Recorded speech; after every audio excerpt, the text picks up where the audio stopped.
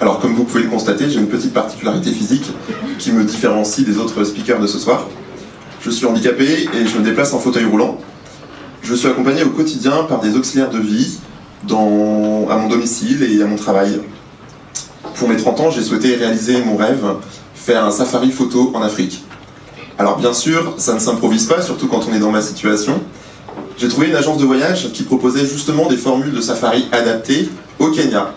Alors sur le papier, tout était parfait, il y avait un véhicule adapté dans lequel je pourrais monter directement avec mon fauteuil, des hôtels accessibles. Je me doutais bien que ce serait quand même compliqué, même avec les meilleures adaptations. J'ai tout vérifié plusieurs fois avec l'agence de voyage et on m'a dit « Monsieur Filouz, il n'y a aucun souci, on a tout vérifié plusieurs fois, c'est ok ». Très bien, j'ai trouvé 2 auxiliaires de vie qui étaient motivés et dispo pour m'accompagner, Anthony et Jonathan. Quand on est arrivé à Nairobi, notre guide Robinson nous a accueillis et nous a emmenés jusqu'à son véhicule. Et là on s'est dit c'est bizarre, ça ressemble pas vraiment à un véhicule adapté pour handicapés. Il a ouvert la porte latérale, sorti une planche en bois d'à peu près 3 cm d'épaisseur et l'a posée contre la voiture en nous regardant. Alors on était sur le cul, enfin surtout moi. Très clairement il n'avait pas été prévenu et sa planche en bois pourrait jamais supporter le poids de mon fauteuil. Donc, qu'est-ce qu'on fait? Comment on réagit? On était à 7000 km de Paris, un dimanche matin, impossible de contacter l'agence de voyage, donc il a fallu improviser. Alors, cette improvisation, elle a consisté en fait de me porter pour me mettre dans la voiture, et ensuite de porter le fauteuil roulant avec l'aide de militaires qui passaient par là. Donc pour les militaires et pour les auxiliaires, c'était 190 kg de pur bonheur. On a pris la route en se disant qu'on trouverait bien une solution à cette histoire de véhicule pas adapté. Lol. Après 2 heures de route, on s'est arrêté au pied de la vallée du Rift. Les auxiliaires sont descendus, Robinson aussi, et moi je me suis retrouvé comme un con dans la voiture, et je voyais rien. J'avais fait 3 heures de train, 8 heures d'avion, 2 heures de route. J'étais à 7000 km de chez moi, et je me retrouvais à 10 mètres du berceau de l'humanité, et je voyais rien, j'étais dégoûté. Heureusement, on a trouvé une solution pour que je puisse profiter de ce magnifique paysage. Ensuite, on s'est rendu dans la réserve du Masai Mara. Donc c'est une réserve qui a inspiré de nombreux films, dont notamment Le Roi Lion. Là-bas, c'était extraordinaire. On a pu voir des girafes, des lions, des buffles, des éléphants. C'était vraiment dingue. Mais malheureusement, la piste était complètement défoncée et pour moi, c'était de plus en plus difficile de me tenir. Physiquement, ça devenait dangereux et psychologiquement aussi, c'était pas facile à vivre, dans le sens où j'étais en train de réaliser mon rêve, de faire ce safari, mais en même temps, je me rendais compte que j'avais atteint l'extrême limite de ce que mon corps pouvait supporter. Sans que j'ai rien eu à dire, les auxiliaires m'ont aidé à me tenir la tête. Et eux, ils se sont retrouvés dans une position hyper inconfortable, mais ils se sont relayés comme ça pendant des heures et des heures de piste.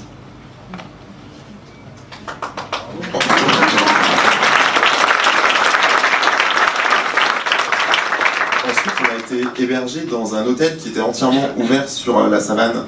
Il n'y avait pas de grille, il n'y avait pas de barrière, il n'y avait rien. Le personnel de l'hôtel nous a dit « Faites attention, ne sortez pas la nuit, c'est dangereux, il y a des animaux sauvages ». Mais nous, on pensait que c'était plus pour le folklore qu'autre chose. D'ailleurs, il y avait juste quelques antilopes qui dormaient pas très loin. La chambre des auxiliaires était située juste à côté de la mienne, et l'idée c'était que si j'avais besoin d'aide la nuit, ils n'avaient pas loin pour venir m'aider. Je me suis couché, les auxiliaires sont partis fumer une cigarette, et là, il y a Jonathan qui est rentré comme un fou dans ma chambre. Il venait de voir des hyènes attaquer les antilopes qui étaient justement pas très loin. C'est là qu'on a compris qu'il y avait un réel danger et que c'était pas que du folklore. Et d'ailleurs, vous avez aussi parlé de cheetah, mais comme on n'est pas bilingue, on pensait qu'il s'agissait de singes.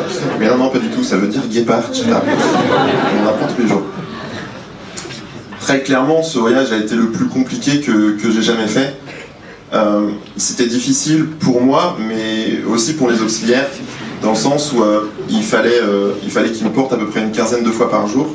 Il fallait qu'ils m'aident de jour comme de nuit. Et il fallait même qu'ils portent mon fauteuil de 200 kg. Mais malgré toutes ces difficultés, à chaque fois, on a rigolé. En fait, on a vraiment appliqué à la lettre les philosophies qu'ils ont là-bas, notamment Hakuna Matata, qui veut dire il n'y a pas de souci, c'est du Swahili, et Pole Pole, qui veut dire doucement, tranquillement. C'est un voyage qui va rester gravé dans ma mémoire pendant très longtemps, dans le sens où, même si tout s'est pas passé comme prévu, eh ben, on a réussi à surmonter toutes les difficultés, et c'est là que je me dis que j'ai de la chance d'être accompagné par des auxiliaires aussi extraordinaires. Alors grâce à eux, j'ai pu vivre.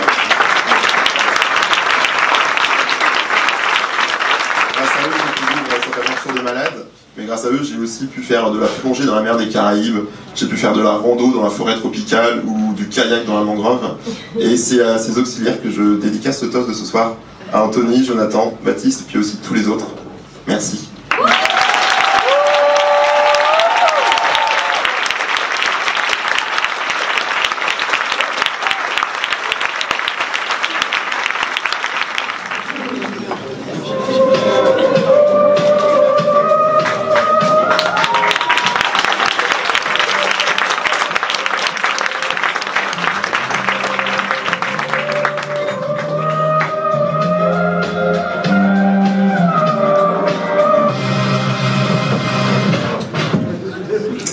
En 2014, à la fin de mes études, je suis partie 1 an au Pérou en volontariat.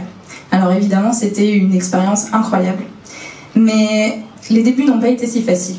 En fait, j'ai été confrontée à quelque chose que je n'avais pas anticipé, la solitude. Alors 4 ans plus tard, après plein d'expériences de voyage, j'ai décidé de prendre ma revanche et de me lancer un défi.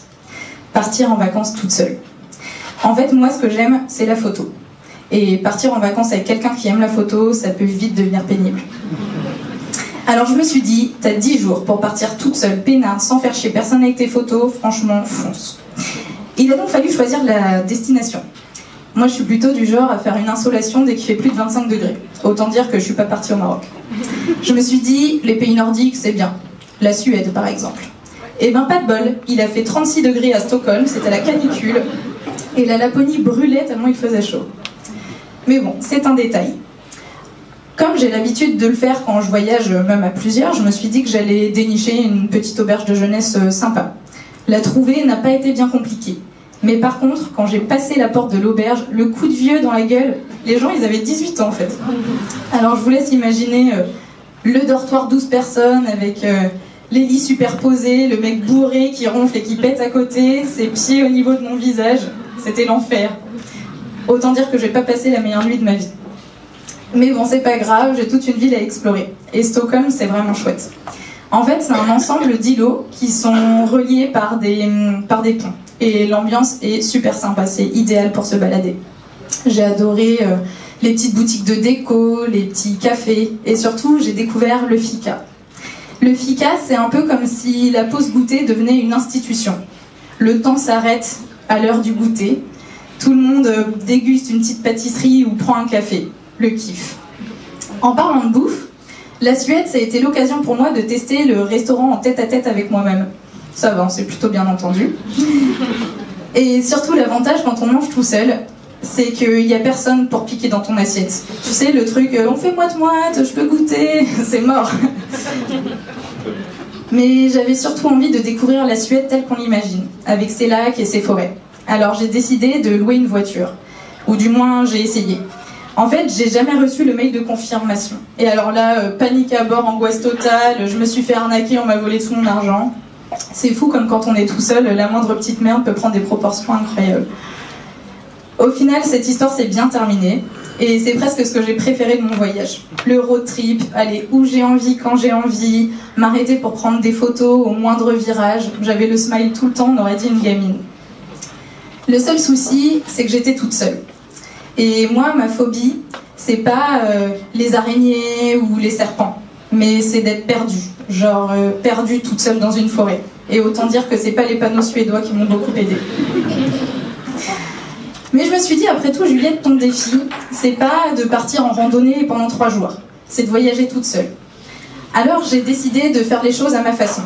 J'ai trouvé une randonnée de 2-3 heures, ultra bien balisée, avec des bornes tous les 50 mètres. En mode, vas-y Juliette, c'est bien, t'es sur le bon chemin, t'es pas perdue, t'es rassurée, tout va bien, tu peux y aller. Et au final, pour la première fois de ma vie, j'ai apprécié me retrouver perdue toute seule dans cette forêt avec le bruit des branches qui craquent. Mais comme j'ai un peu la bougeotte, j'ai décidé de découvrir une autre région, le Dalsland. C'est pas compliqué, quand on regarde sur Google Maps, c'est un véritable gruyère, il y a de l'eau partout. Et avec les lumières du soir, c'était magnifique. Mais c'était une vraie belle récompense, parce que voyager tout seul, c'est pas toujours évident. En fait, on doit tout gérer de A à Z. Alors les trucs qu'on aime bien gérer, même quand on voyage à plusieurs, mais aussi ce pourquoi on n'est pas forcément très doué. Moi, par exemple, j'ai un sens de l'orientation de merde. Je peux passer 3 fois au même endroit sans m'en rendre compte. Et autant dire que chercher un lac en faisant 3 fois le tour pendant 3 heures, je m'en serais bien passée. Je n'ai jamais trouvé ce lac. Alors sur la photo, là, je fais la maline avec le petit ponton et les roseaux qui vont bien. Mais la vérité, c'est que j'ai dû faire 2-3 brasses dans l'eau avant de ressortir illico presto tellement j'avais peur. En fait, en Suède, l'eau, elle est tellement noire qu'on s'imagine tout et n'importe quoi sur ce qui peut se passer en dessous. C'était le remake du Loch Ness dans ma tête. Et puis derrière toutes ces jolies couleurs pastel se cache une réalité un peu moins glamour. En fait, avant de partir, j'avais repéré des hébergements sur les blogs de voyage. Mais un peu trop à l'arrache ou un peu trop confiante, j'avais rien réservé. Et au final, tout était complet. J'ai essuyé refus sur refus, l'enfer. Alors voilà comment ça s'est terminé. J'ai dû dormir 2 nuits dans ma bagnole. On est loin de l'image de l'instagrammeuse voyage.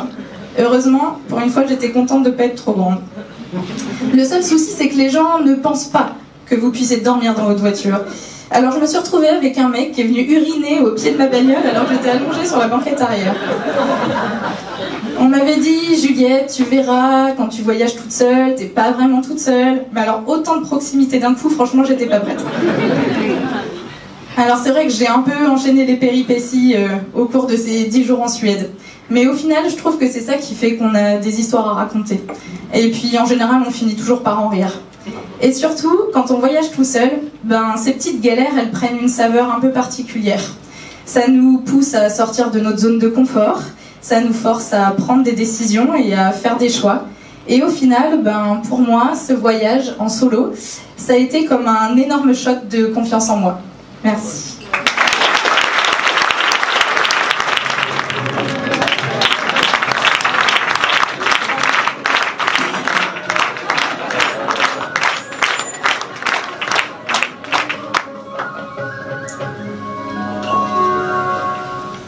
Cet été, je n'avais qu'une envie, partir loin du stress du quotidien. Alors, j'ai décidé de partir à Bangalore, en Inde. Vous savez, ce pays de plus d'1,339 milliard d'habitants, où vous n'avez aucun repère. Après 12 heures de vol, 3 heures de taxi. Et là, je découvre l'Inde, et surtout la conduite instinctive. 0 règle de conduite, mais une communication à coups de klaxon intempestif. La route se partage entre les vaches, les chats errants, les motards, sans casque, les camions, les piétons. J'ai traversé cette ville du nord au sud, les yeux écarquillés et les mains cramponnées au siège. Mais ce n'était pas cette Inde-là que j'ai choisi d'explorer. J'avais repéré sur les réseaux sociaux une Française qui proposait une retraite de 15 jours all-inclusive dans un ashram. Un ashram, c'est un centre de yoga et de méditation tourné vers le bien-être. Et là, en arrivant, je découvre un lieu calme et verdoyant. Je vois des halls de méditation, des jardins colorés, des cours d'eau. J'ai atterri au bon endroit. 11 autres Français et moi-même sommes accueillis par Céline. Elle nous a accompagnés avec amour, sagesse et bienveillance. Mais en arrivant, je suis fatiguée. Et là, je découvre un dortoir. 4 lits. 4 planches en bois en guise de lit. Un matelas sommaire. Une douche froide. C'était décidément pas avec le confort de ma chambre que j'allais atteindre le nirvana. Le stage de l'art du bonheur commence. Chaque matin, réveil à 5 heures. pour une pratique de yoga à jeun et en souriant. Si tu n'es pas en train de sourire, tu n'es pas en train de faire du yoga. Puis, petit déjeuner à base de riz. Tout le long du séjour, nous avons mangé une alimentation équilibrée ayurvédique pour une digestion facile. Les temps de rencontre s'enchaînent. Nous nous retrouvons avec des Indiens à méditer, à écouter des enseignements. Les journées sont vraiment riches. On apprend les techniques de respiration pour éliminer stress, tension, toxines. Mais au bout de 3 jours, j'en ai ras-le-bol. Vous croyez que j'ai l'habitude de respirer autant? J'ai des courbatures partout. J'en ai ras-le-bol d'être assise en tailleur au sol. J'en ai ras-le-bol de méditer et marre de contenir mon mental. Alors ouais, je suis en colère. Je craque. Je pleure. Pas si facile le bonheur. Puis heureusement, il y a des récompenses. Le soir, c'est satsang. On se retrouve à écouter des chants, à danser, à écouter de la musique en chœur. Et là, je lâche prise. Les gens, ils ont les yeux qui brillent. Ça fait du bien. Puis on assiste également à des cérémonies. Des cérémonies où fleurs, feuilles, riz, encens sont offertes aux divinités. Ces cérémonies sont propices à la méditation. Mais j'avais tellement envie d'en prendre plein les yeux, c'est la première fois que je découvrais ce genre de pratique. Alors, c'était difficile de méditer. Et pour cause, les femmes, elles portent de magnifiques saris colorés, des bijoux scintillants. Et c'est aussi pour elles l'occasion de mettre leur plus beau bindi. Vous savez, cette marque portée sur le front par les hindous pour porter bonheur. Il m'a d'ailleurs souvent été apposé en guise de bienvenue. Pour moi, les voyages en groupe, c'était une grande première. D'habitude, je voyage seule ou en petit comité, mais toujours de manière très indépendante. Alors imaginez, un travail de développement personnel en collectif. Chacun partage ses angoisses, ses questionnements, son stress. Franchement, c'est éreintant. Heureusement, le stage de silence arrive. 2 jours et demi où je n'avais pas le droit de parler, et eux non plus. Plus de contraintes sociales, plus besoin d'attendre les retardataires, plus besoin d'être poli, plus besoin de s'adapter. Un soulagement. Pour moi, cette expérience fut extraordinaire. On se rend compte qu'en silence, la vie, le groupe se coordonnent naturellement. Pour moi, ce fut également un temps d'introspection. Un temps où on est juste avec soi-même. Pour moi, ce voyage intérieur, il fut réellement transformateur. Bien sûr, toutes belles choses ont une fin. Retour à la parole. Les langues se sont déliées. Et là, je me suis sentie envahie par cette cacophonie. Et le pire, c'est qu'à ce moment-là, je me suis pas respectée. Je suis restée avec le groupe, alors que j'avais qu'une envie, c'était de fuir vers un espace plus zen et surtout plus silencieux. Mais vous savez, dans la philosophie du yoga, il est super important d'être avec des gens qui nous ressemblent. Et moi, la vérité, c'est que j'ai rencontré des amis que je suis pas prête d'oublier. Et vous savez, par tous ces ressentis que j'ai pu traverser, c'est avec eux et grâce à eux. On nous a également enseigné le karma yoga, l'action désintéressée. Et par ces stages, j'ai contribué à des projets humanitaires, à des écoles pour des enfants issus de milieux ruraux. Et je suis vraiment fière que mon développement personnel puisse contribuer plus globalement à un monde meilleur. Ce voyage, pour moi, il fut vraiment enrichissant. J'ai eu la sensation de réunir toutes les parts de moi-même. Et vous savez, le mois prochain, je repars en ashram. Mais cette fois-ci, dans les montagnes allemandes. Namasté.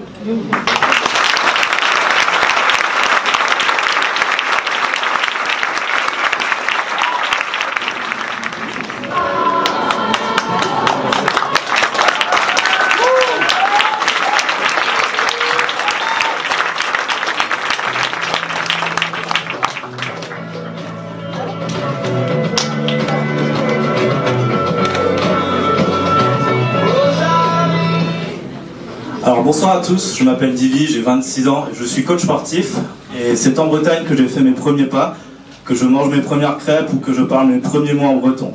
Je viens de Saigon, une ville au Vietnam, et c'est là où j'ai été adopté à l'âge de 2 mois par une maman célibataire. Donc tout se passait très très bien à la maison, ma mère était très ouverte sur mon histoire et très transparente. Et c'était à l'adolescence justement une période pas forcément évidente parce qu'il y a pas mal de questions sur l'identité qui sont venues, et des fois on me faisait comprendre aussi que je n'avais pas forcément ma place dans le pays de par mes différences physiques. Et en plus de ça, je pense aussi que j'avais un profond besoin d'en savoir plus sur mes origines.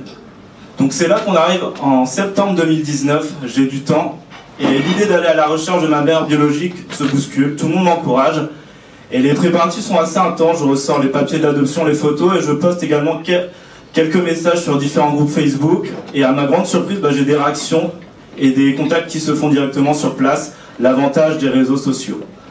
Donc je pars à Saïgon de Paris seul finalement, et j'arrive très tôt dans la matinée, il fait chaud, il y a beaucoup de bruit et c'est très pollué, c'est assez violent parce que déjà je parle pas la langue et me voilà arrivé dans une culture totalement différente. Heureusement le soir je rencontre Hung, un Vietnamien que j'ai rencontré via les annonces Facebook, et il parle français et se propose de m'aider dans mes démarches. Je lui raconte un petit peu ma situation et il note des informations importantes. Et le courant passe très bien, donc au final on se retrouve à dîner, boire des bières ensemble, jusqu'à la fin de la soirée, on se donne rendez-vous le lendemain à l'orphelinat. Donc direction Govap, l'orphelinat où j'ai passé mes 2 premiers mois, et là c'est le 2e jour. Et je revois Hung qui avait préparé un entretien avec la directrice, et justement pendant cet entretien, la directrice lit mon acte de naissance, et il voit une écriture assez familière d'une ancienne employée, et va aussitôt la chercher. Et c'est assez incroyable parce qu'elle revient quelques minutes après avec l'employé, et c'est cette dame qui m'a retrouvé abandonné dans la rue, en fait, non loin de l'orphelinat. Et là c'est assez incroyable parce que moi je ne le savais pas déjà, donc c'était une rencontre assez forte. Et en plus de ça, pendant l'entretien, il y a pas mal de fois le mot abandonné qui est revenu, donc c'était pas toujours facile à entendre. En plus de ça, les 2 dames me conseillent quand même de mettre une annonce sur Facebook et d'aller au journal local aussi pour poster une annonce par rapport à mes recherches. On me propose également de faire une visite de l'orphelinat, et là c'est un peu la claque parce que je me retrouve face à plein d'employés qui s'occupent minutieusement des enfants qui sont classés par âge, handicap, dans différentes chambrées, et moi je suis face à ça, avec mon éducation française, ma bonne santé, et je réalise la chance d'avoir pu sortir d'ici.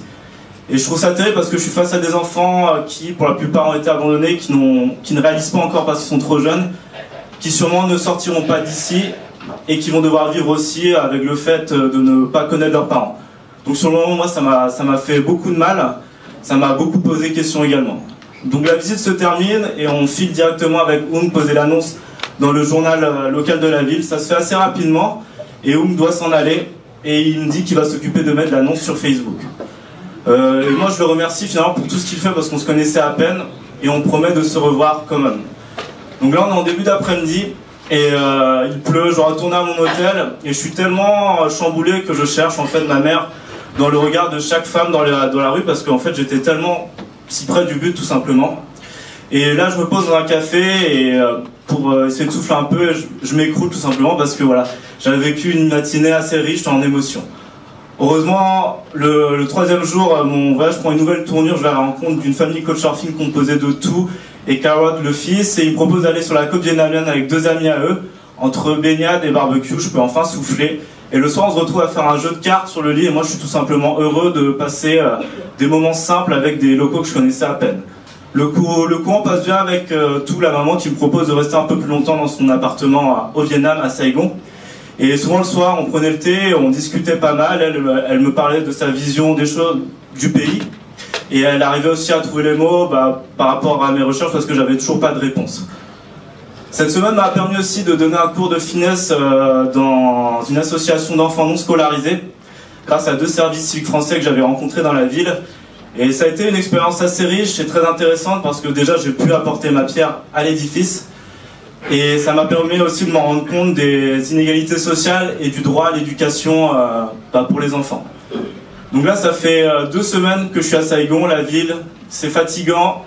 Et malgré mes recherches, j'ai toujours pas de réponse. Et il me reste un mois et je me dis quand même, ce serait dommage de ne pas aller visiter ton pays natal. Et même les gens m'encouragent. C'est ce que je finis par faire. Et au final, je vais direction la ville d'Hoi An, à 1h30 d'avion de Saïgon. Et c'est quand même avec une légère désillusion parce qu'en fait, j'avais pas trouvé ma mère. Donc heureusement, j'arrive dans une ville où on peut marcher tranquillement, sans voiture. C'est une ville avec un port et le soir des magnifiques lumières. Et ça a été, je pense pour moi, la meilleure ville pour me relancer plus dans un format voyage que de recherche. Faire ce voyage à 26 ans, après tout ce que j'ai pu rencontrer pendant ces 1 mois de voyage, me permet de me rendre compte de tout le chemin parcouru, d'appréhender ma vie encore mieux et de réaliser aussi la chance d'avoir été adopté. Et comme dit un proverbe, c'est voyager, c'est d'aller de soi à soi en passant par les autres. Et je pense que cette phrase représente très bien tout ce que j'ai vécu pendant ce voyage. Et pour terminer, toi qui m'as abandonné dans la rue ce jour-là, ça n'a pas dû être facile. Et je te dis merci pour m'avoir donné la chance de vivre une nouvelle vie et j'espère qu'on pourra se revoir. Voilà, merci à vous.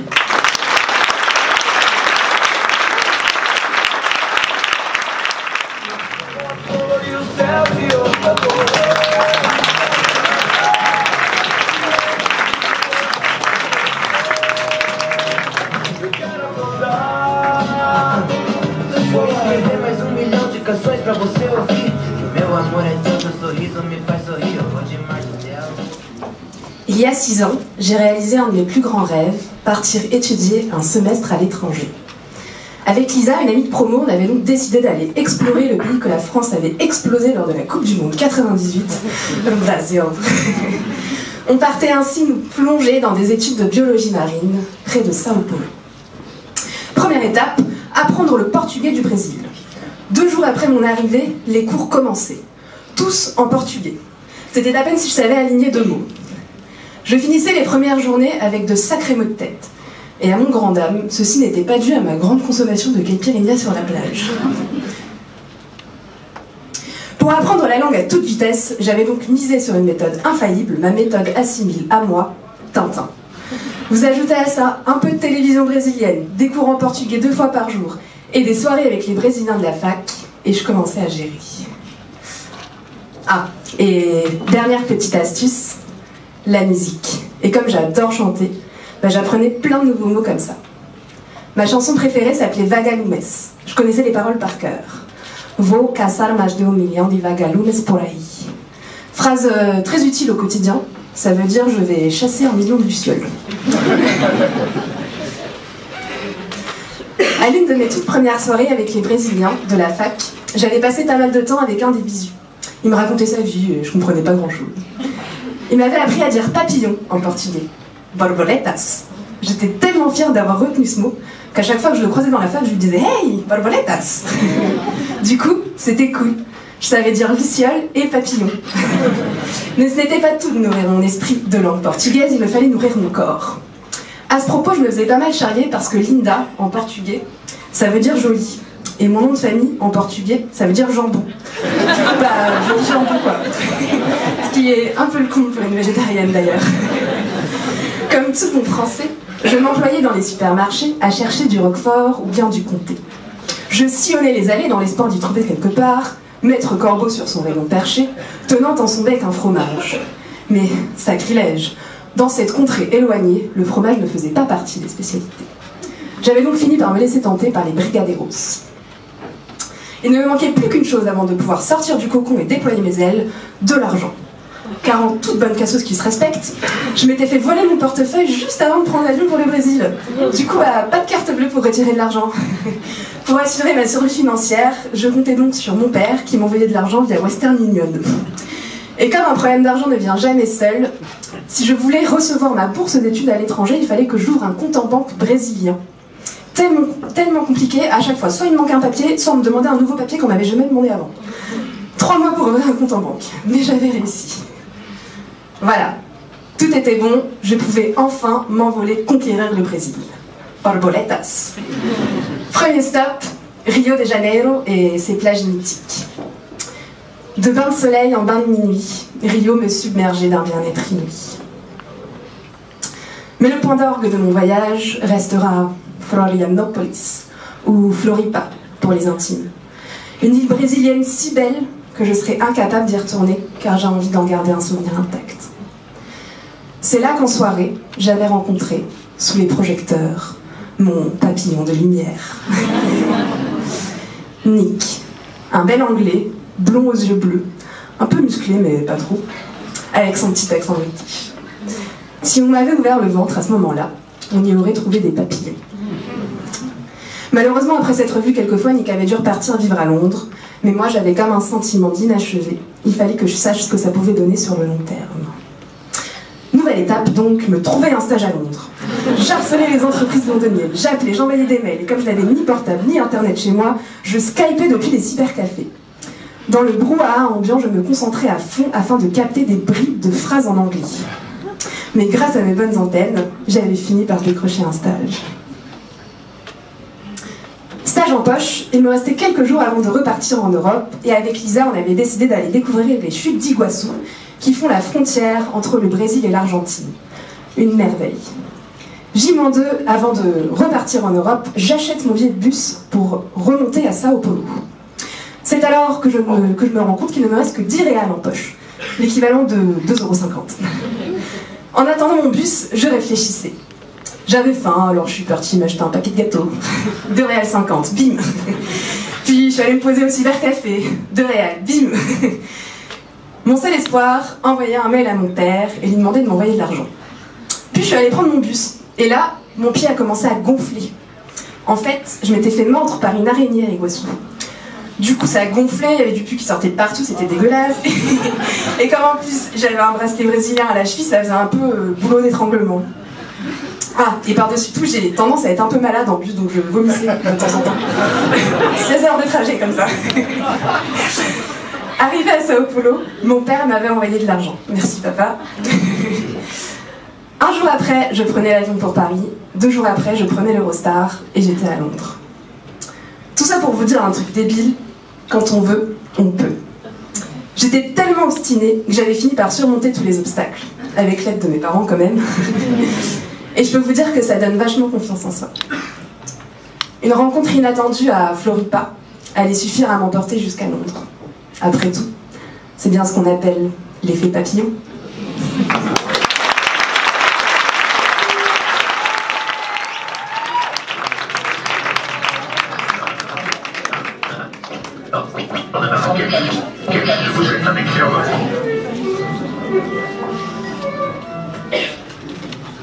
Je ne vais pas au Maroc comme j'irais au Japon.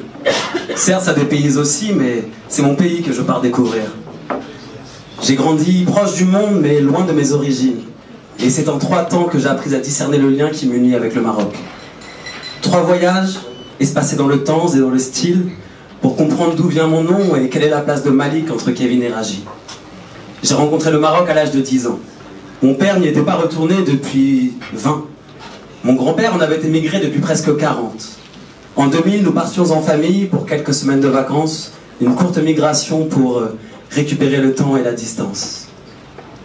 Découvrir des nouvelles habitudes, découvrir une nouvelle famille loin de mes habitudes, déchiffrer une langue inconnue, accepter un deuxième prénom pour moi ambigu, recevoir de l'amour imprévu de Casa la grande et blanche ville jusqu'à Nesrat, petit village dans le désert. 8 ans plus tard, sur un coup de tête, je pars avec mon oncle et mon cousin sillonner les routes du Maroc. Dans une vieille Peugeot 505 ambulance des années 70, nous sillonnons le pays au rythme du soleil et de l'improvisation. Nous sommes accueillis n'importe où, à n'importe quelle heure du jour ou de la nuit. Nous dormons dans des champs, dans des clairières, dans des jardins. Parfois, les rencontres commencent avec une machette ou un bâton suspicieux et finissent toujours sur un sourire. D'autres fois, elles commencent par un sourire et finissent en folle festivité. On se réveille parfois à côté d'un âne ou au milieu d'un match de foot. Ici, c'est pas Hakuna Matata, mais Makal Mouchkil. Et pour dire pas de soucis, non, pour dire petit à petit, c'est chouïa chouïa. Plus on s'éloigne des grandes villes, plus la solidarité est spontanée, l'empressement atténué. Un autre rythme, d'autres vues. Les paysages sont grandioses, les pluies annoncées par des odeurs d'épices. Ici, j'aurais pu vous mettre une photo de la belle vallée qui mène au lac d'Ifni, mais la route est à faire et pas finie. Elle s'interrompt au milieu d'un virage. La piste, c'est dans la place au bitume qui traîne depuis plusieurs années. Les travaux ont été arrêtés et les machines sont abandonnées en pleine montagne pour une durée indéterminée. Ici, ça sent la maison, les racines, les origines de la famille sont dans ce petit village. Un dernier panneau nous indique Ksar Nesrat, puis il faut suivre le câble téléphonique pour trouver le village. L'arrivée est imprévue, l'accueil chaleureux malgré les difficultés de communication. Ils vivent de la culture des dates. L'eau courante vient 1 fois par semaine et la pluie reviendra peut-être un jour. Escale Technique Azagora, une équipe de garagistes professionnels du Dakar sont ravis de bricoler notre relique. Un phare perdu contre une porte de village et surtout notre klaxon, outil indispensable sur les routes du bled, mais aphone depuis Rennes. Notre ambulance reprend de la voie et nous pouvons remonter le pays. On poursuit à Marrakech, anesthésié par ses amis, les 50 degrés, à Casa pour y retrouver encore de la famille par surprise. Et puis cette impression d'appartenance, d'inconnu mais de curiosité. Je pèse le pour et le pourquoi pas et me dis que je m'installerai bien au Maroc à la prochaine occasion. Alors, 8 ans plus tard, je le retrouve sur ma route. J'étais prêt. J'avais gravé le plan des vents et des océans sur mes côtes pour me guider et gravé cette promesse dans mon corps pour l'honorer. Je partais vivre à Marrakech, seul, pour y vivre.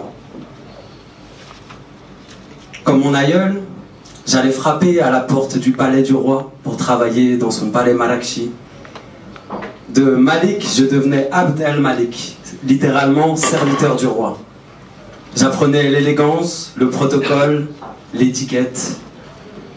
J'apprenais à vivre dans ce pays, parfaisant l'art de la pédicure, en soignant les pieds des princesses, toujours avec délicatesse, le jour, et mangeant des boulettes de kefta avec les mains, avec maladresse, la nuit. En immersion dans mon nouveau monde, je filais un rythme soutenu, travaillant sans relâche, mais m'accordant quelques pauses dès que possible. Au détour d'une rivière asséchée, au milieu du désert, je rencontrais ma belle aventurière, parée aux couleurs de 1000 oiseaux. Elle n'est pas tombée amoureuse que du pays et notre nid en fut vite construit. Avec elle, j'ai appris à découvrir ma langue paternelle, l'art de servir le thé et de profiter du temps qui infuse. Quand fatigués de la ville, nous nous enfuyions vers Essaouira, la petite sœur de Saint-Malo, avec ses vrais airs de Home Sweet Home. Parfois perchés sur les remparts, d'autres fois à galoper sur la plage. Les rencontres étaient douces comme un bon couscous et puissantes comme un coup de sabot sur la tête. Comme à chaque aventure, je trouvais une équipe pour rebondir. Nous jouions sur un vague terrain à 2 pas de l'aéroport. Si vous avez déjà pris un vol matinal pour la ville ocre, vous nous avez peut-être aperçus en train de jouer juste 2 secondes avant d'atterrir. Mais c'est déjà le money time, bientôt la fin du match. Allongé sur les tapis, planant, chillant sur les kilim. Méditation le temps d'une théière, du thé brûlant pour déglacer mes esprits. La Médina avait parlé, il était temps de s'envoler. Reprendre du temps libre après 2 ans et demi effrénés. Savez-vous comment faire pour refroidir du thé fumant? Il faut le faire voyager d'un verre plein vers un verre vide et recommencer encore et encore jusqu'à ce qu'il atteigne la température voulue. Le thé à la menthe coule dans la moitié de mes veines depuis toujours, brûlant. Chaque voyage pour moi dans cette terre originale est comme un transvasement. Un coup je suis le verre vide, un coup le plein. Toujours avide de mettre du sens dans ce chemin. Mais j'y retournerai, j'ai pas fini d'apprendre l'alphabet.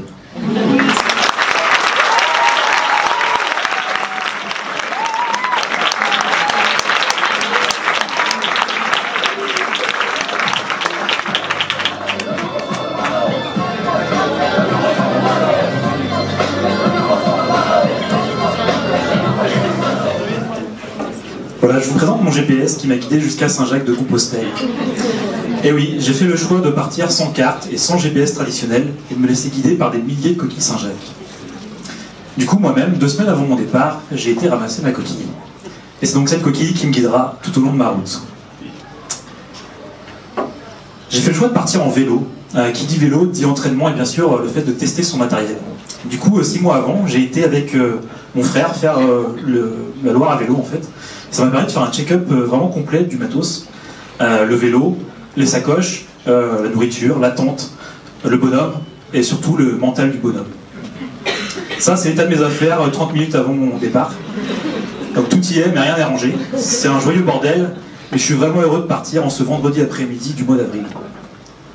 Le principal est là quand même, ma ration de survie. Je ne sais pas si vous avez repéré, il y a en bas à droite la boîte de pâté et neuf.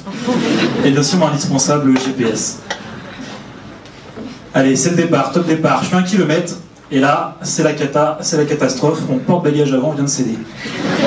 Pas de panique, je suis à domicile, je vais chez le réparateur, et bien sûr, c'est le mimi, c'est le miracle. Il me change la fourche avant. Ça dure à peu près 1h30, mais finalement je peux repartir sur le coup de 19h sur le halage en direction de Redon. Après le départ chaotique de la veille, et bah du coup c'était assez compliqué parce qu'en fait je devais me rendre à Nantes le lendemain soir parce que c'était les fêtes de Pâques et je devais aller chez ma sœur. Du coup je me suis tapé 140 bornes sur mon premier jour de vélo, tout ce que je voulais pas faire. Je suis arrivé crevé, ma sœur m'a pris pour un zombie en arrivant à Nantes. Mais bon, je l'ai fait quand même. Je continue, descendre au sud, j'arrive en Vendée et j'avais un petit défi perso à faire, c'était le passage du Gois. Le passage du Gois, c'est un passage entre le continent et l'île de Noirmoutier avec une voie submersible. Et là, t'as pas le choix, faut pas arriver en retard, faut vraiment être à l'heure.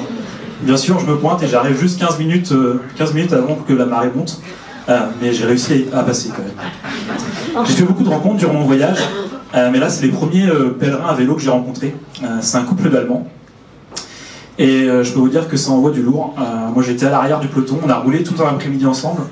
Je tirais la langue, c'est vraiment de la Dutch Qualität. Et on est resté en contact en fait tout le long de notre séjour.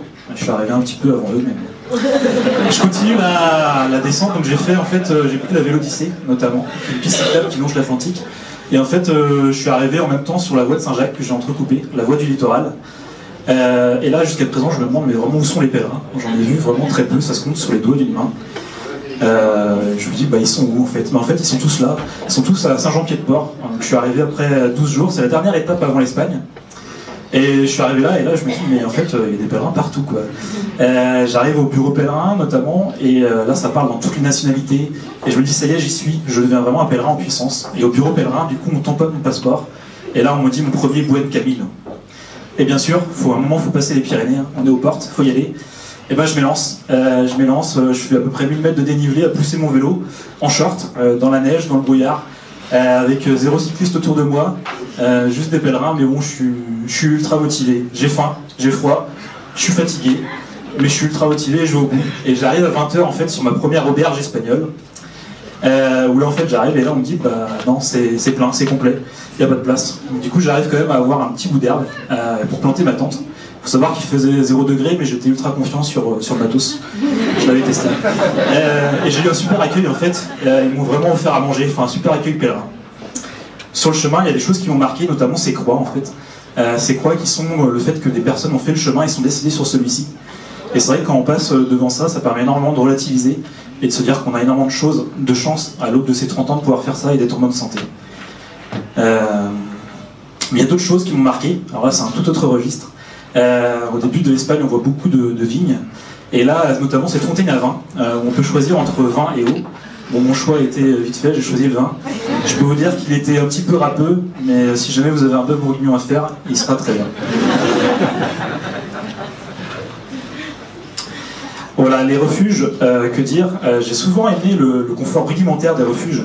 Vraiment, matelas pas très épais, pas d'accès à l'eau, à l'électricité, parce qu'en fait, l'accueil compensait énormément, l'accueil familial, chaleureux qu'on recevait était énormément. Et puis, les auberges, c'est vraiment une ambiance, ça rigole, ça pète, ça rote, enfin voilà, c'est vraiment une ambiance, quoi. La Cruz des Ferros, c'est un endroit que j'avais idéalisé. J'imaginais ça caché dans une petite forêt, et en fait, c'était au bord d'une route. Et quand je suis arrivé, il y avait un bus de touristes qui venait de débarquer. En fait, c'était pas du tout l'image. Et la tradition veut qu'on dépose un petit caillou au pied de ce pylône. C'est chose que j'ai faite avec un caillou que ma soeur m'avait confié lors de mon passage à Nantes. On y est presque. C'est les 100 dernières bornes. Bon, je peux vous dire qu'on la cherche, la borne là. On veut tous notre petite photo déjà. Et c'est un mélange d'excitation de se dire que normalement, si tout se passe bien, demain, j'y serai. Je serai arrivé à Saint-Jacques. Et en même temps de tristesse de se dire que c'est aussi la fin du séjour et que c'est passé ultra vite. Voilà. Et ça y est, après 23 jours, presque 2000 km, à peu près avoir mangé une quinzaine de boîtes de thon de semoule, et après avoir gagné un bronzage cycliste, j'y suis. Je suis enfin devant la cathédrale de Saint-Jacques de Compostelle. Alors bien sûr, je suis saisi par l'émotion, et en même temps, j'ai du mal à réaliser que je suis arrivé jusqu'ici, en fait, à la force de mes mollets. Mais la fin, la vraie, en fait, elle se passe sur la pointe espagnole, à Fisterra. C'est là où, face à la mer, en fait, j'ai pu refaire le bilan de mon voyage et de mon aventure. Et s'il y a une chose que je retiens, c'est que j'ai vraiment apprécié en fait vivre au jour le jour sans se poser de questions du tout. En fait, c'est juste faire du lâcher prise et faire confiance à la vie. Voilà, je vous remercie.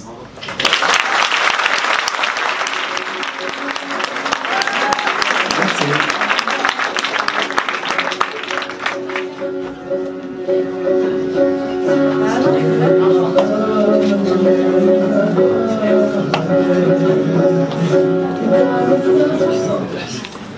Cette musique, c'était Shuja Ulaq, poète, musicien et joueur de polo de renom.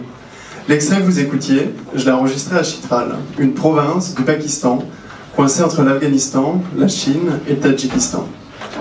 Mais laissez-moi vous raconter comment je suis arrivé là-bas. Été 2017, démission et rêve d'Orient. Je pars vers l'Est avec mon pouce et mon sac à dos. 2 ans de voyage centrés sur les rencontres. Autostop, demande d'hospitalité, couchsurfing, tous les kilomètres parcourus et les nuits passées à l'abri, je les dois aux gens qui ont décidé de m'aider.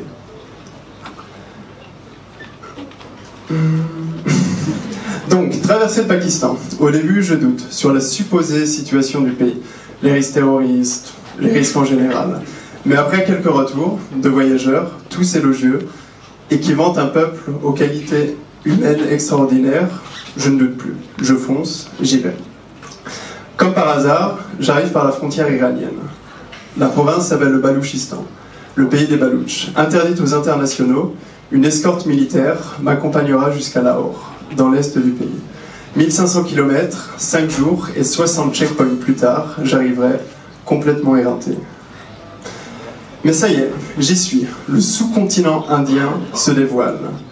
Je suis dans une ville où le chaos est roi, tuk-tuk et 2 roues à perte de vue. Les couleurs et les épices enchantent mes sens. Je me sens déjà comme à la maison au final.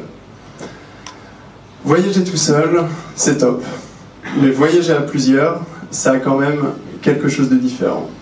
Et on apprécie beaucoup plus. Rossé, Julia et Bernardo, amis autostoppeurs, rencontrés en Turquie et en Iran, me rejoignent. Et ensemble, tous subjugués par le premier jour au Pakistan, nous décidons d'aller explorer les montagnes de l'Himalaya, au nord du pays. Anas allait être le premier à nous surprendre. Quand nous cherchions à quitter la ville, il nous dit « Mais pourquoi vous ne montez pas dans mon camion ?» Et quand nous cherchions à dormir, le soir, il nous dit « Mais pourquoi vous ne dormez pas chez moi ?» C'est donc ça l'hospitalité locale, spontanée et pleine d'humilité. L'autostop à 4, ça n'a rien d'évident. Mais la persévérance, au bout d'un moment, a fini par payer. Entre autres, dans des camions, dans des bennes. Mais le majestueux Gilgit se dévoile.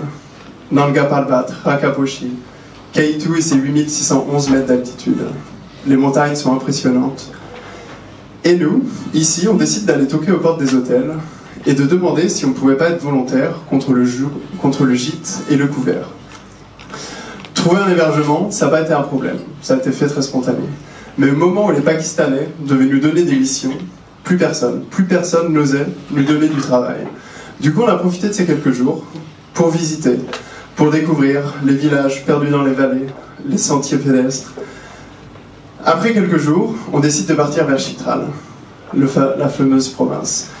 400 km nous séparent de notre destination. Il nous aura fallu 1 semaine d'autostop pour faire ces 400 km.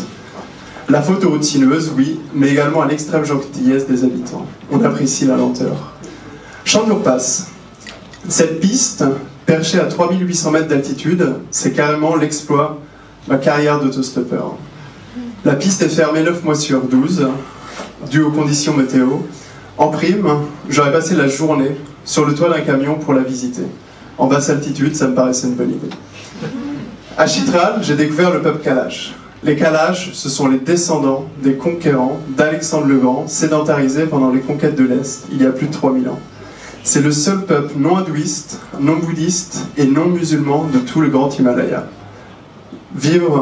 Partager leur quotidien est une aventure unique.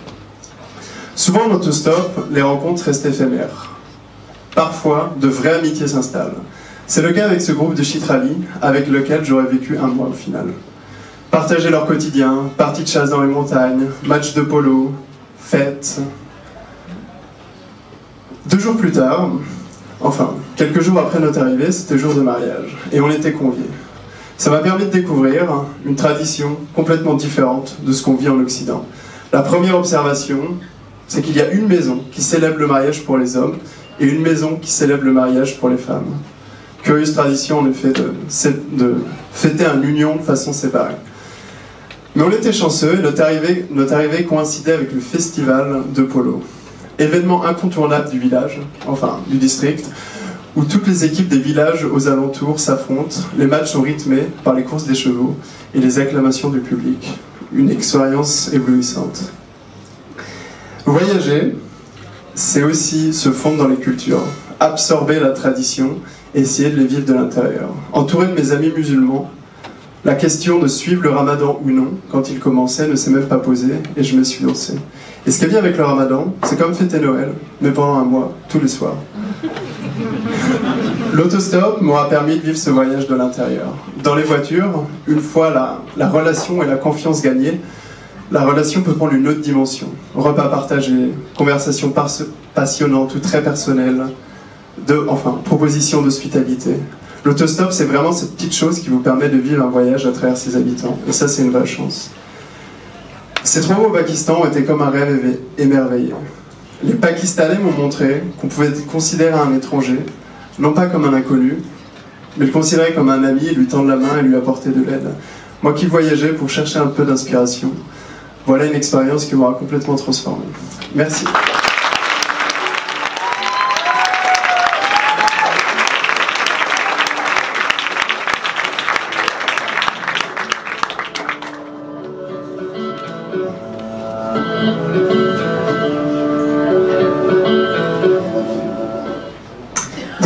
C'est le tourbillon. Malgré une vie active, bien entourée, une bonne situation professionnelle, je m'enfonce dans un mal-être. Mon quotidien ne me fait plus sens, mon corps est en réaction, mais je suis incapable de décider ce que je dois changer dans ma vie. Mon travail, mon appartement, tout, j'en sais rien et je suis complètement paralysée. Puis un travail sur moi, des livres et des rencontres m'amènent à l'évidence. Je quitte mon travail, mon CDI, mon appartement, et je veux vivre ce que j'ai rêvé, mais finalement que je n'imaginais possible que pour les autres. Voyager sans itinéraire, sans date de retour. Un autre tourbillon, mais bien plus excitant que le premier finalement. Et le 2 mai 2018, c'est le grand jour, je pars avec mon petit sac à dos de 40 litres sur le dos qui contient l'essentiel. Et un vol aller simple pour Oslo en Norvège. Aucun programme, si ce n'est 2 nuits prévues chez l'habitant. Pour le reste, je me fie à mon leitmotiv, vivre au jour le jour, lâcher prise, suivre mes intuitions et mes envies. 2e jour, il pleut, il vente, j'ai les pieds mouillés, j'ai les mains froides, je ne sais pas où je dors demain, peut-être qu'un tour en ferry me fera du bien. J'arrive au guichet et je dis « Hello ». La guichetière me répond « Française ?» Bref, je m'apprête à monter dans le bateau, mais je dis demi-tour. Et je vous présente Indiana, une franco-norvégienne qui a retrouvé son pays natal et qui faisait son premier jour au guichet. Elle m'invite chez elle quelques jours, elle me prête ses yeux, et ça change complètement mon regard sur la ville. Visiter en touriste, c'est bien, mais le partager avec ceux qui y vivent, c'est encore mieux. Finalement, pour moi, c'est comme un fondant au chocolat cœur caramel. L'enveloppe que constitue le chocolat, c'est miam, on est d'accord. Mais par contre, si je continue de creuser avec ma cuillère, je touche au cœur, c'est le caramel coulant, et alors là, c'est complètement yummy. En fait, c'est plus goûtu, plus exaltant, plus marquant pour les papilles. Donc merci Indiana, tu m'as mis le pied à l'étrier pour le reste de mon voyage. Et d'ailleurs, je pars travailler 3 semaines au nord du pays et je veux tout voir, tout faire sur mon temps libre. Sauf que la pluie fait de moi une en cage. Et un jour, il fait beau, alléluia. Je fais 30 km en vélo, 20 km à pied, je suis prête à repartir, mais mon hôte, Luna, me dit « Stop, Céline, prends une chaise, regarde autour de toi, n'est-ce pas magnifique ?» C'est moi sur cette chaise. Le calme, le silence et ses couleurs. Pourquoi chercher plus loin ce que j'ai ici? Depuis ce jour, je suis plus dans une logique de « Qu'est-ce que je veux là, maintenant ?» Ce que je ne vois pas aujourd'hui, je le verrai peut-être demain. Et si je ne le vois pas du tout, c'est que j'aurais préféré faire autre chose. Mais une petite balade m'a emporté leur lot de surprises, dont Hugo. Cet homme, je l'ai rencontré pendant une rando, et en 5 minutes, il me propose de partir à 1 heure de route, me présenter un endroit qu'il affectionne particulièrement. Alors forcément, je pense à un kidnapping, je ne sais pas, mais je décide d'accepter, et j'ai raison parce que c'était vraiment un élan du cœur. Et puis après ces 3 semaines, je pars. Et c'est tenté de nostalgie, de peur de demain qui n'est pas planifié, mes proches me manquent, mais quand on quitte sa zone de confort, en fait, on veut du réconfort. Mais je me dis que pour apprivoiser Monsieur l'Inconnu, il faut jouer avec. Alors du coup, c'est parti pour les îles Lofoten en autostop. Une grande première pour moi. Finalement, j'ai le temps de pas arriver à destination. Et qui me prend en autostop, devinez? Eh ben, un collègue d'Hugo, de travail, et des clients du gîte. Voilà, donc en fait la Norvège est petite, sachez-le. Et donc du coup pour moi c'est un vrai coup de calmant en fait, qui est devenu un coup de boost en un coup de pouce. Et quand je partais à l'aéroport, ces trois Allemands m'ont pris en autostop. Je vous présente Max, Dominique et Maximilien, et Philippe, pardon. Et Philippe, qui est à ma droite, il a eu un coup de cœur pour une jeune vendeuse dans un magasin à Göteborg, en Suède, qui est en fait ma prochaine destination. Alors, je serai la messagère de l'amour. J'ai donné une lettre à Juliette de la part de son Roméo. Et quand je les croise de nouveau à Stockholm, ils m'invitent chez eux, et je vais chez Max. J'ai découvert le métier d'imprimeur de son papa. J'ai découvert la bonbonnière de sa maman. On a été cueillir les champignons tous ensemble, je faisais partie de la famille. Merci à eux. Mais avant ça, j'avais fait halte au sud de la Suède. Ah mais alors par contre, désillusion totale en arrivant à la ferme. Tout est sale, je dois dormir dans un endroit plein d'araignées, sur un lit de prison. Mais les gens, Torbjörn, mon hôte, les voisins et les autres travailleurs sont adorables. Et je me dis que je vais vivre une belle aventure humaine, même si je n'ai pas le confort matériel. Ceci dit, le lendemain il fait beau, je me balade et je fais un vœu. Croiser Maline, la jolie voisine avec la jolie maison. Et je l'ai entendue, je la croise et elle se surprend elle-même à me proposer son canapé. Ça fait 4 ans qu'elle habite ici. C'est la première fois qu'elle ouvre sa porte ainsi et c'est en fait une grande histoire d'amitié qui commence. On s'ouvre l'une à l'autre, on parle beaucoup, même sans parler en fait on se comprend. Elle me dit que je lui apporte un nouvel air dans sa vie. On sort avec les autres travailleurs, dont Stefano. Stefano, c'est un Anglais qui vient pour le 2e été chez Torbjörn, notre hôte. Il avait repéré la belle, mais n'avait jamais osé lui dire. J'ai fait le lien entre les deux. Et en fait, aujourd'hui, ils habitent ensemble. Elle est enceinte. Et si c'est une petite fille, elle s'appellera Céline. Bref, de 2 jours planifiés, j'ai finalement voyagé 6 mois. J'ai traversé 8 pays, en Europe et en Asie, avec un sas de décompression sur le chemin de Saint-Jacques-de-Compostelle. Ce voyage m'a vraiment appris à m'écouter, me respecter, faire confiance et me faire confiance. Et comme dirait un ami, ce n'est pas parce que l'on marche dans le bon sens, ce n'est pas parce que l'on marche sur des rails, que l'on va dans le bon sens. Et parfois, pour avancer, il faut sauter dans le vide et sympathiser avec Monsieur l'Inconnu, parce que croyez-moi, Monsieur l'Inconnu ne nous veut que du bien.